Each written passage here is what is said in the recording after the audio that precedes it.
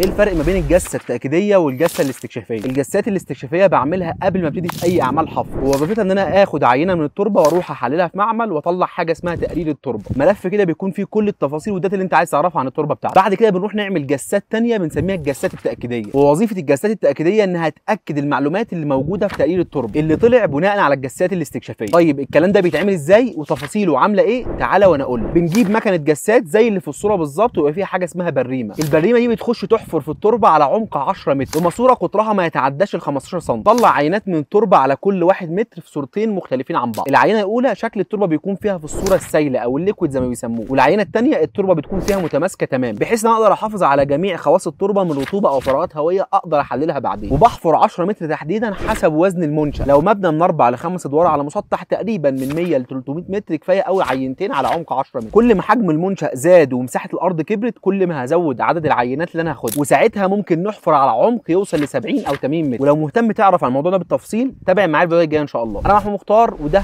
كان فيديو النهارده. سلام.